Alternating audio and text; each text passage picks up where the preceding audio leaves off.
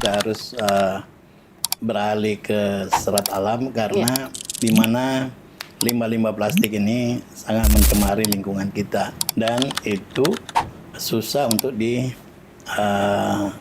didaur ulang ya. Jadi kita perlu memang yang punya ramah lingkungan.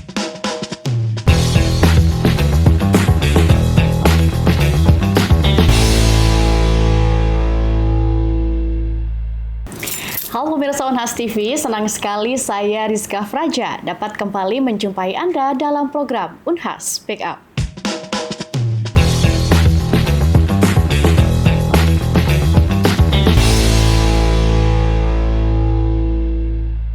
Ya pemirsa, sadarkah kita bahwa dunia saat ini semakin tercemar akibat ketergantungan kita pada material yang berbasis sintetis. Dan ini terjadi di semua sektor, mulai dari bangunan, otomotif, hingga rumah tangga. Kita ini pemirsa masih sangat bergantung pada yang namanya plastik. Kemudian resin, terus komposit berbasis minyak bumi. Yang limbahnya kita padahal tahu membutuhkan waktu puluhan hingga ratusan tahun untuk bisa terurai. Nah, hal ini pemirsa tidak hanya menimbulkan sampah. Proses produksi material sintetis juga menyumbang emisi karbon yang cukup besar pemirsa. Nah, laporan industri plastik global sekitar 20% dari keseluruhan sampah plastik di dunia pemirsa digunakan untuk sektor otomotif. Ini berarti apa? Berarti produksi plastik ini tidak hanya berasal dari konsumsi rumah tangga saja, tetapi dari produksi industri. Yang membuat kita semakin khawatir, kita harus sama-sama aware karena data dari IUCN pemirsa menunjukkan bahwa lebih dari 60% nih plastik di Indonesia itu masuk dalam kategori penanganan buruk. Yang berarti sehingga resikonya ini tinggi mencemari lingkungan pemirsa. Di tengah hingar-bingar tersebut, di tengah persoalan besar tersebut pemirsa, kebutuhan untuk bertransformasi kepada material yang lebih ramah lingkungan adalah sebuah keharusan pemirsa. Universitas Hasanuddin menjawab tantangan tersebut melalui Thematic Research Group TRG Natural Fiber Technology, sebuah kelompok riset yang fokus pada pengembangan material inovatif berbasis akar serat alam ya Prof, untuk mendukung industri masa depan yang lebih berkelanjutan pemirsa. Dan hari ini pemirsa kita akan bincang-bincang menarik langsung dengan Ketua TRG Natural Fiber Technology. Ada Profesor Dr. Insinyur Zulkifli Jafar MT. Assalamualaikum Prof. Warahmatullahi wabarakatuh. Ya, alhamdulillah. Bagaimana Prof kabarnya hari ini? Alhamdulillah, saya juga alhamdulillah lebih awal. Iya. Prof, hari ini bagaimana perjalanannya ke Unhas TV, menemukan kemacetan dan lain sebagainya? Alhamdulillah, tadi kita lewat Japing, jadi agak aman terkendali ya. Ya, Prof, seperti yang tadi saya sampaikan nih, Prof.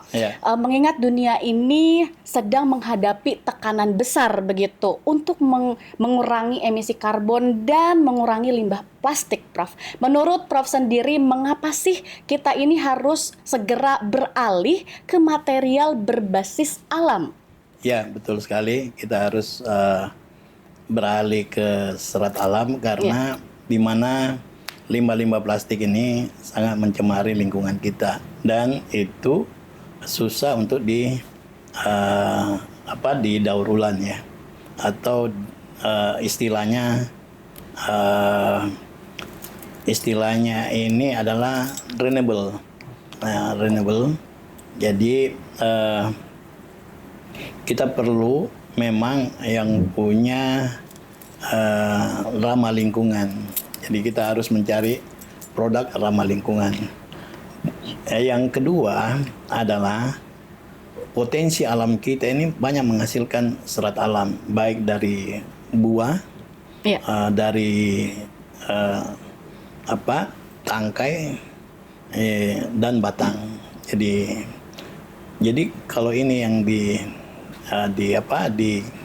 diprioritaskan, itu banyak sekali produk yang harus kita dapatkan dari limbah-limbah alam yang tersedia. Iya. Jadi sebetulnya alam sudah memberikan kita punya bahan baku, dan sementara sintetis itu kita impor. Jadi antara tersedia di alam dan mengimpor. Jadi kalau nilai estetikanya, nilai ekonomisnya itu lebih bagus menggunakan produk alam, walaupun kekuatannya itu masih didominasi dengan serat sintetis. Itu gitu. Oke, dan di Indonesia sendiri banyak tersedia di alam ya, Prof? Iya, banyak tersedia. Baik dari rumput, ya dari rumput sampai ke buah tanaman. Luar biasa. Ya. Oke. Dan untuk menjawab tantangan-tantangan besar yang tadi saya sebutkan juga, Prof. Universitas Hasanuddin ini ada NAVTEC kalau tidak salah ya tadi. TRG. TRG NAVTEC. Ya, betul. Ya. Awalnya sendiri bagaimana bisa terbentuk, Prof?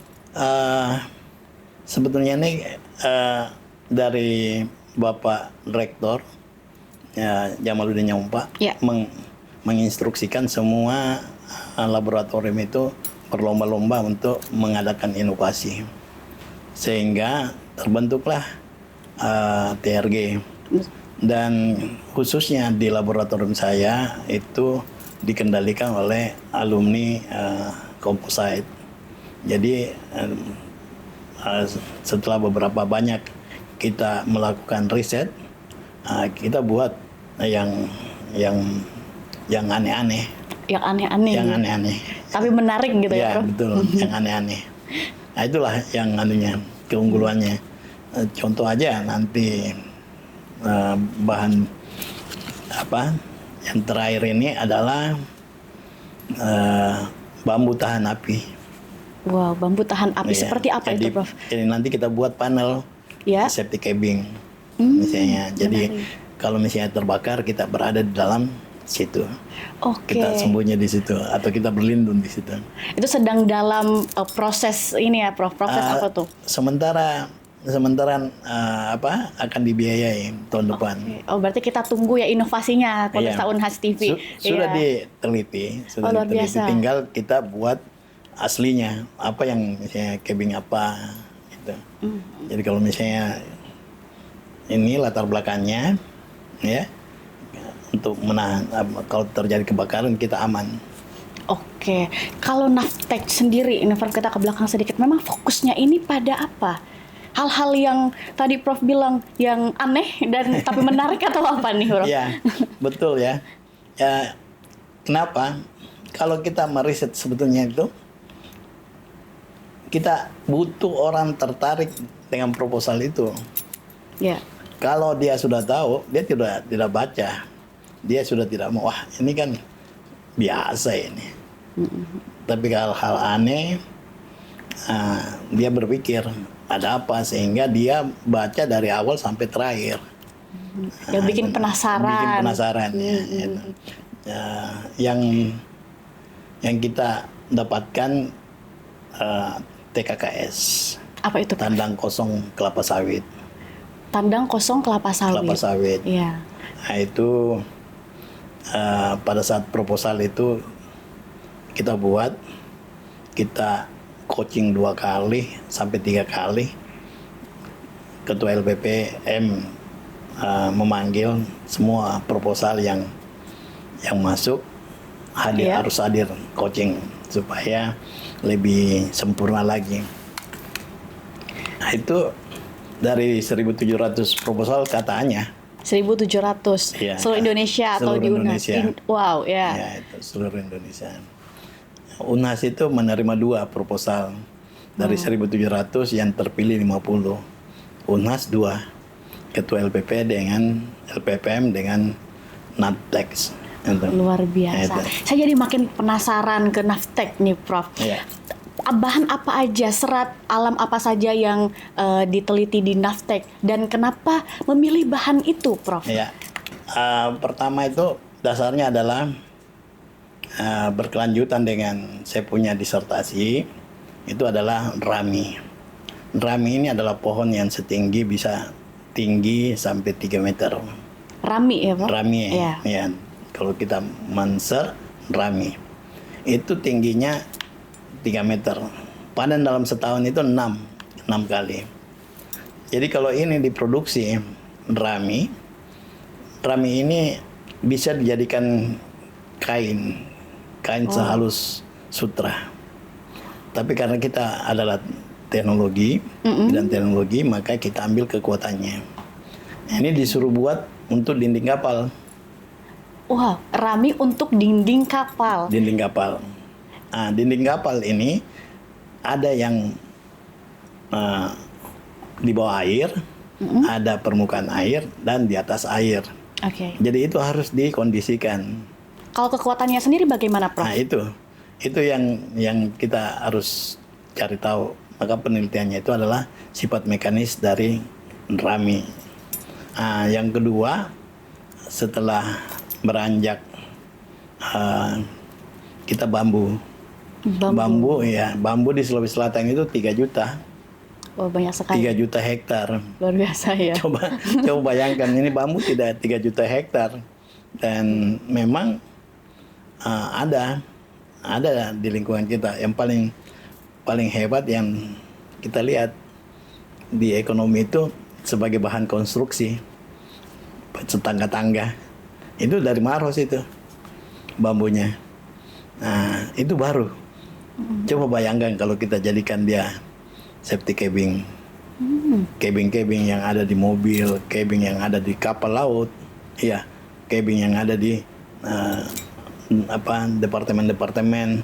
Setiap ketua, ya presiden, pimpinan harus ada safety cabinnya. Nah, itu berapa banyak yang harus kita buat dari material tahan api. Nah, itu.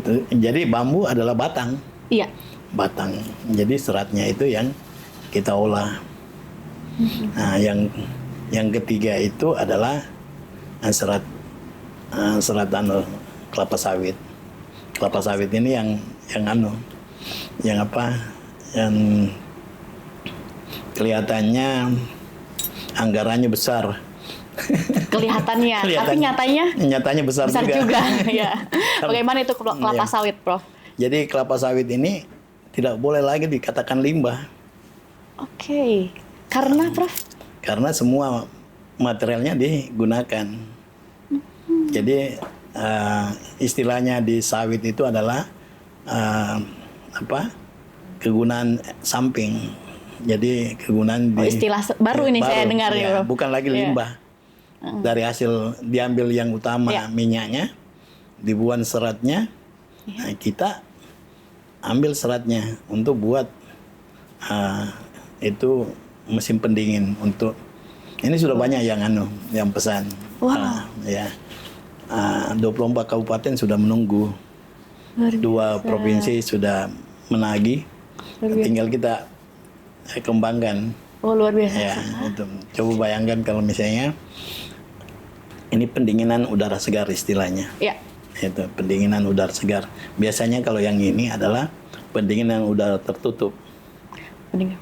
Kalau kita ada bau-bau lain, kita akan hirup karena siklus udaranya di dalam. Ini tidak terbuang keluar.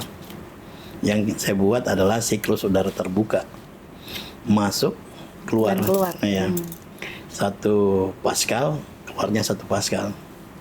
Hanya ada proses dia keluar itu melalui dari TKKS, turun temperaturnya, masuk di ayam, berubah lagi temperaturnya supaya dikondisikan ayam itu, baru nanti ditarik lagi dengan pen atau blower, itu keluar siklusnya. Luar biasa, luar biasa. Ya memang pemirsa, ini inovasi-inovasi dari Navtech ini sangat mind blowing. Ya, dan bahan-bahannya pun apalagi nih, Prof. Saya jadi bertanya-tanya, ini pemilihan bahannya kayak ini kayaknya bisa jadi bahan nih unik nih, atau memang melalui kayak dipilih satu bahan, diteliti dulu, atau dari awal memang ini mau saya pakai gitu. Kalau kita meneliti tentang kekuatan, berarti material itu untuk kekuatan. Tapi kalau material itu tidak butuh kekuatan, Ya. maka kita inovasinya adalah tidak perlu ke arah ke sana, tapi uji kelapukan, uji tahan lama. Oh. Ya seperti itulah, karena beda-beda pengujiannya. Luar biasa. Ya. Ini Prof kan Prof bersama di Navtek juga telah melewati berbagai ujian-ujian, telah melewati berbagai ini ya dengan bahan alam tentu Ya. saja. Dari semua bahan alam yang pernah Prof gunakan bersama Navtek, kira-kira mana yang paling potensial Prof untuk menjadi material masa depan? Baik itu ya dari industri otomotif, untuk industri otomotif, konstruksi atau maupun produk sehari-hari, Prof. Ya. Jadi inilah yang yang perlu kita lihat untuk transportasi itu dia dalam bentuk tenunan. Tenunan. Iya, berarti rami. Kekuatannya mendekati fiberglass. Ya. Tapi kalau untuk aksesoris konstruksi papan kita pakai bambu.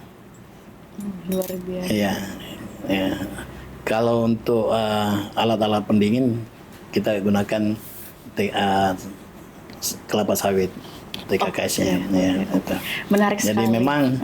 memang kita harus sesuaikan. Malah ada lagi satu yang mau diteliti itu. Boleh spill, Prof. Iya. Apa tuh yang mau diteliti? Saya sudah gembor-gemborkan sama Iya. mahasiswa S1 adalah itu kulit durian. Kulit durian, inovasi apa lagi dengan kulit durian ini pemirsa? Ini unik juga nih kulit Iya. durian. Kan dibuang kan kulit Iya, durian. limbah katanya kan. Ya, Iya. kalau itu limbah. Iya. Limbah betulan kalau itu ya. Limbah karena belum ada yang gunakan. Oke, tahan dulu Prof. Selanjutnya pemirsa kita akan membahas lebih dalam terkait inovasi-inovasi yang ada di Navtek juga spill kulit durian ya. Ya. Ya begitu pemirsa. Ya. Tapi tentu saja setelah jeda berikut ini.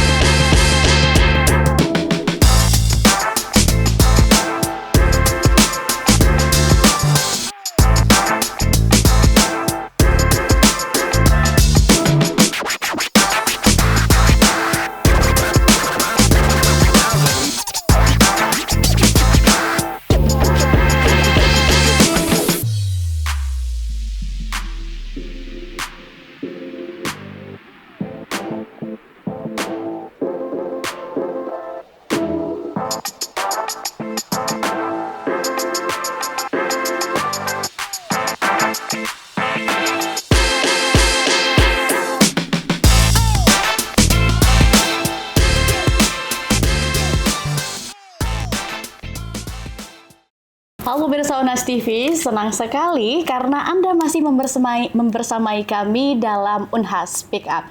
Oke, kita akan lanjut membahas mengenai teknologi-teknologi apa yang ada di Navtek, inovasi-inovasi lebih tepatnya begitu Prof. Dan kita tadi berhenti pada pembahasan inovasi rencana dari Navtek sendiri. Ada itu kulit durian. Bisa spill dulu Prof, kenapa ini kulit durian ini kenapa? Kenapa menarik gitu? Ya. Kalau kulit durian ini terdiri dari dua bagian. Iya. Bagian luar dengan bagian dalam. Bagian luarnya itu kalau kita bakar itu lama baru terbakar. Berarti ada zat yang anti bakar itu. Nah, itu yang perlu kita teliti, zat apa yang dikandung. Baru kita proses. Yang kedua isi dalam itu adalah serat lembut. Iya. Kita mengolah seperti kapas. Kalau mengolah seperti kapas, kita bisa jadikan kain. Kalau kita bisa jadikan kain, apa saja kita bisa buat. Nah, termasuk ya popok anak-anak. Luar biasa. Itu. Jadi, ya. silakan Prof. Ya, kita menunggu inovasi-inovasi dari kulit durian, Ya. limbah yang bisa digunakan berbagai macam keperluan Ya, nantinya. betul, betul. Jadi artinya orang tidak pikir, kita pikir. Iya. Itu saja. Saya saja tidak kepikiran, jelas. Saya peneliti, pemirsa. Ya. Kan setiap inovasi yang kita buat itu untuk berbuah dana, Iya. itu harus orang tertarik. Ya, orang tertarik. Selama dia tertarik, selama itu dia akan membiayai. Nah, itu kuncinya di situ. Kunci yang harus Iya. dipegang gitu ya. Dipegang, ya. Iya, iya. Oke. Selanjutnya saya penasaran nih, Prof. Gimana sih bisa dijelaskan kepada saya dan kepada pemirsa Ya. Unas TV tentu saja bagaimana sih proses sederhana bagaimana mengubah serat alam ini menjadi material komposit ya, Ya. Prof, yang siap digunakan untuk industri. Ya, oke. Serat alam ini kita rubah menjadi komposit, itu pasti ada matriksnya, ada pengikatnya. Oke. Seratnya itu sebagai rempos atau pengikat tulangan atau istilahnya kalau di beton itu besinya, Oke. penguat. Penguat ya. Ya, yang mengikat adalah di beton adalah airnya dengan pasirnya, semennya. Itu adalah matriksnya. Nah, matriks dan serat bergabung jadilah komposit. Komposit. Ya. Nah, hanya perlu kita ketahui bahwa komposit itu harus ada perbandingan matriksnya berapa. Matriksnya misalnya perbandingannya matriks dengan hardener dengan resinnya, misalnya perbandingannya juga ditetapkan. Dengan serat ada juga perbandingannya. Jadi nanti antara matriks ini dengan serat, perbandingan volume kah, perbandingan berat kah, atau perbandingan massa. Karena ini semua nanti akan mengandalkan kekuatan. Gitu. Jadi banyak pertimbangan dan melalui berbagai tahapan ya, Prof. Tahapan, Bukan ya. pekerjaan yang bisa dilakukan dalam satu malam ya, Prof. Tidak. Oke. Karena kalau kita buat secara standarisasi, Ya. itu setelah dicetak itu harus ditahan sampai 6 jam. Wow. Jadi supaya dia dikuring itu 6 sampai 8 jam baru kita bisa buka gitu. Dan bisa digunakan untuk material di industri begitu, Prof? Bisa. Oh, Tergantung dari apa yang kita inginkan. luar biasa. Ya. Oke, Prof, saya semakin penasaran. Dari tadi kita berbicara soal sintetis, bahan-bahan sintetis dan bahan yang ada di alam. Apa sih keunggulan dari bahan yang ada di alam ketimbang bahan-bahan sintetis, Prof? Ya. Kalau sintetis itu biasanya mahal. Itu. oke. Ya, kekuatannya melebihi dari serat alam. Nah, kalau keunggulan dari serat alam adalah bahan tersedia. Bahan yang ada ya? Ya, bahan baku tersedia. Murah, ramah lingkungan. Betul. Itu. Kekurangannya dia lebih lemah atau lebih rendah kekuatannya ketimbang di sintetis. Hanya itu. Iya, tapi juga sintetis dia menimbulkan dampak lingkungan. negatif yang Iya, lain ya, iya, Prof. banyak. Iya, makanya dikembangkanlah Itulah ini bahan-bahan kata- dari alam ya, Prof. Ya, kata ramah lingkungan, tidak ramah lingkungan. Oh, luar biasa. Kalau sintetis itu tidak ramah lingkungan. Apalagi serat gelas itu berbahaya. Oke. Dia tidak musnah. Biar dibakar tetap ada debunya. Dan debunya itu bisa menyebabkan kita kanker. Wow. Makanya selalu dibuang. Dibuang kemana? Ke laut. Di laut ada lagi orang yang mandi-mandi, ya, Prof. Nah itu yang karena kalau kita coba-coba tanam serat di tanah 2 minggu itu tetap begitu. begitu anunya, Iya, iya, plastiknya. Mm-mm. Oke, kita kembali ke pembahasan Navtec ya, Prof. Nih, gimana sih caranya memastikan komposit berbasis alam itu tetap kuat, kemudian stabil dan tahan lama, Prof? Apakah ada uji tertentu, uji khusus yang digunakan di Navtec sendiri? Iya, jadi kalau tahan lama itu kan tentang korosi. Seperti saya itu yang terakhir untuk Rami, Iya. saya campur dengan pigment paste. Oh, apa itu, Prof? Pigment paste ini pewarna. Iya. Jadi kita lihat tandon-tandon air Iya. itu berwarna. Betul. Apa gunanya? Untuk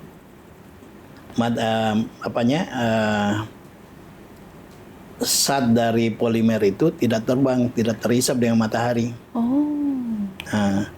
Pernah lihat seng dari plastik? Iya, kenapa saya Lama-lama dia keras, getas Iya. dan tipis. Itu karena polimernya ditarik oleh matahari. Oh. Jadi ilmu untuk baru. untuk tidak harus pakai pewarna. Oke. Itu untuk tahan lama. Iya. Ya, kalau tahan kuat, biasa juga dikasih zat tambahan. Karena kalau misalnya penuaan atau pelapukan, kita rendam. Biasanya itu rendamnya di baterai. Kenapa baterai, Prof? Ya itu, karena orang-orang tua kita, Iya. kalau merendam kayu dulu, biasanya di got, di baterai, Iya. apa semua, itu semua, itu kita coba semua. Limbah-limbah rumah tangga kita coba berapa ketahanan untuk berapa lama dia bertahan material ini. Oke. Kita coba karena alam yang sudah mengajarkan kita menjadi orang-orang tua kita contoh. Coba lihat saja di sawah. Iya. Sawah itu biasa ada papan, ada bambu, Ya. direndam di situ. Apa gunanya? Untuk tidak terjadi pelapukan. Nantinya kalau kita pakai, itu. Oh, luar biasa. Memang ada uji-uji khusus tertentu Iya. yang dilakukan di Navtec ya, Prof. Tadi Iya. untuk uji kekuatan, ya, uji ketahanan dan lain sebagainya, pemirsa. Oke, Prof. Ini saya jadi penasaran juga, Prof. Di semua inovasi-inovasi yang pernah Prof lakukan bersama Navtec sendiri, apa sih tantangan terbesar yang Prof bersama tim lalui, khususnya untuk menyaingi bahan-bahan sintetis? Apalagi kan Prof bersama Navtec ini bahan dari alam ya, Prof. Ya. Sebetulnya tantangannya banyak ini. Wah, apa itu? Curhatin aja, Prof. Karena ini basisnya adalah edukasi, pengetahuan. Peralatannya tidak ada. Iya. Jadi peralatan semua ini saya bawa dari Jogja. Mulai baru ditambah perlahan-lahan dari penelitian. Ujinya juga itu kita uji sesuai dengan laboratorium yang ada di Indonesia. Okay. Jadi kalau kita mau uji tarik ada di UNHAS. Nah, tapi uji tarik benang serat tunggal tidak ada. Oh, belum ada di UNHAS. Jadi di mana biasanya, Prof? Di ATIM. Di ATIM. Iya, ATIM. ATIM itu sampai 1 mili per menit. 1 menit itu per mili. Oke. Kecepatannya. Harus karena dia serat tunggal, harus pelan. Iya. Kalau dia cepat kan cepat putus. Cepat putus ya. Kita nggak lihat siklusnya. Iya. Nah, itu jadi setiap serat itu harus diuji serat tunggalnya. Jadi bukan bahwa kita langsung pakai, supaya kita tahu berapa sih kekuatan nantinya, berapa lama yang kita harus pakai ini material. Jadi ada waktunya. Oke. Iya. Oke, ini Prof, berdasarkan hasil uji dan riset dari Navtec sendiri, seberapa besar sih peluang komposit ya, serat alam menggantikan fiberglass katakan atau plastik pada sektor tertentu, dan industri mana yang paling siap menurut Prof? Sekarang itu adalah industri komposit serat alam itu sudah digalakkan, malah di jembatan juga sudah dipakai melapisi dari serat alam campur beton. Itu sudah diteliti. Jadi itu yang tadi saya katakan. Kalau komposit sudah banyak komposit Iya. yang diproduksi, baik tahan peluru, helmet tahan peluru, dashboard, itu semua komposit. Hanya tinggal rekayasa material saja yang perlu. Yang kedua, kalau memang mau sangat dikembangkan, cepat dikembangkan, peralatan yang dibutuhkan juga tersedia. Gitu.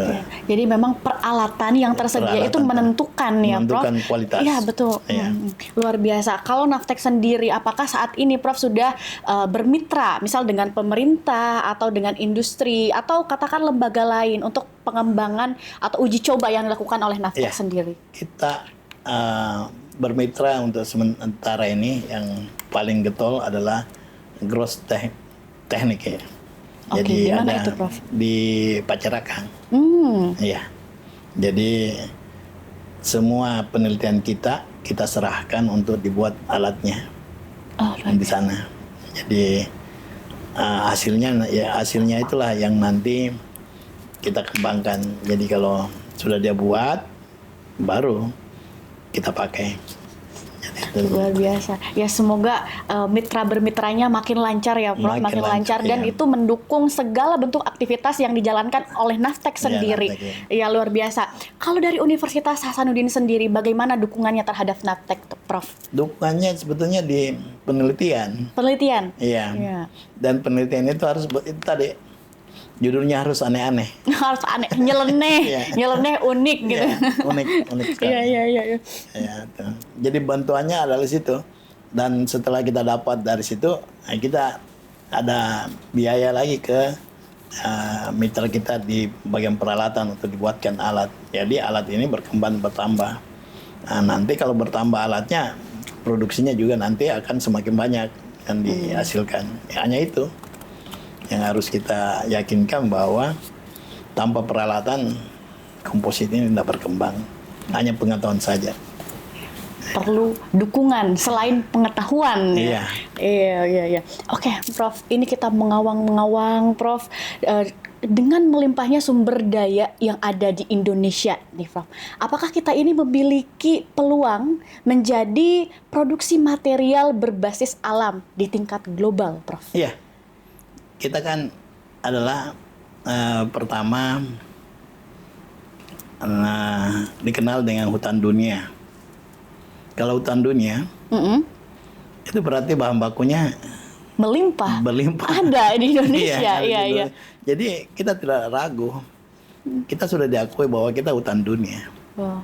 Iya. Kalau hutan dunia kan semua tanaman. Dan tanaman itu pasti ada daunnya, ada batangnya, ada tangkainya.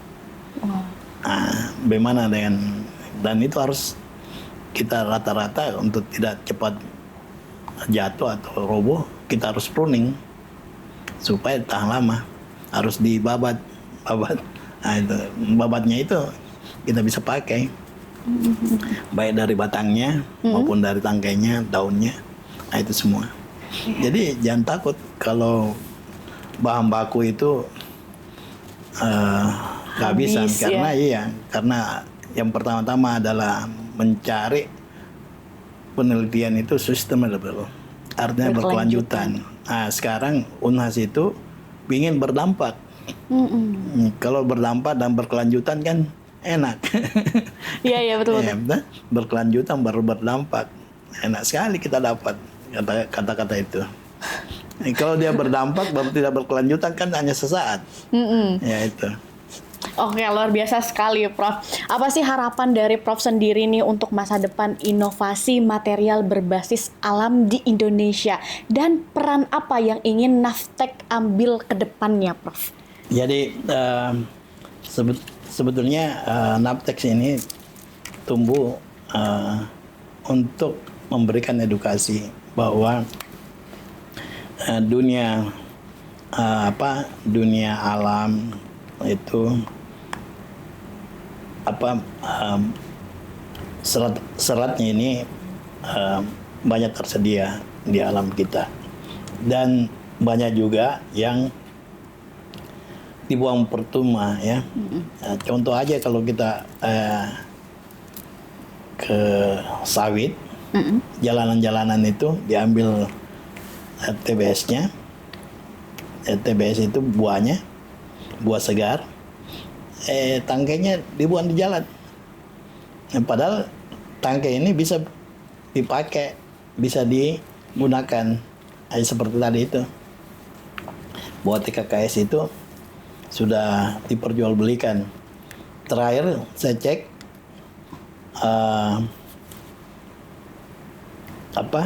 butiran halusnya itu 400.000 per kilo.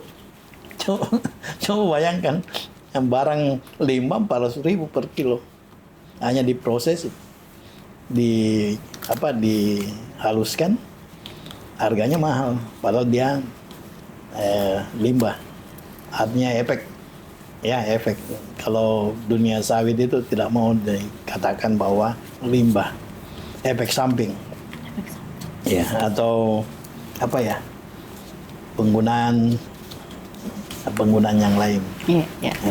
Oke, luar biasa sekali, Prof. Ya. Nah, pemirsa, kita tentu saja mengucapkan terima kasih kepada Prof yang sangat membuka wawasan kita semua. Luar biasa sekali, Prof. Terima kasih. Dan pemirsa, dari perbincangan kali ini kita belajar bahwa inovasi material berbasis alam itu bukan hanya soal mencari alternatif dari bahan sintetis saja, pemirsa, tetapi merupakan langkah penting untuk mengurangi emisi karbon, menekan timbunan sampah, dan menciptakan industri masa depan yang berkelanjutan dan berdampak, ya, Prof.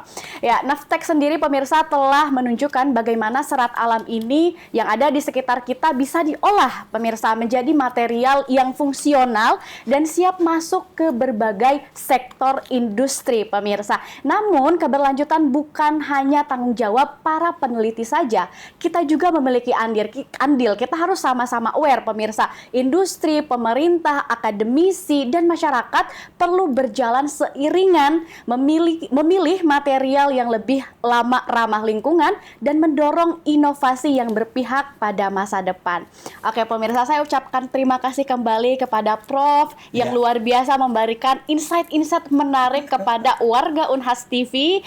Dan terima kasih juga kepada pemirsa yang senantiasa menyaksikan Unhas TV dalam program Unhas Speak Up. Saya Rizka Fraja mewakili seluruh kru yang bertugas, pamit undur diri dan sampai jumpa.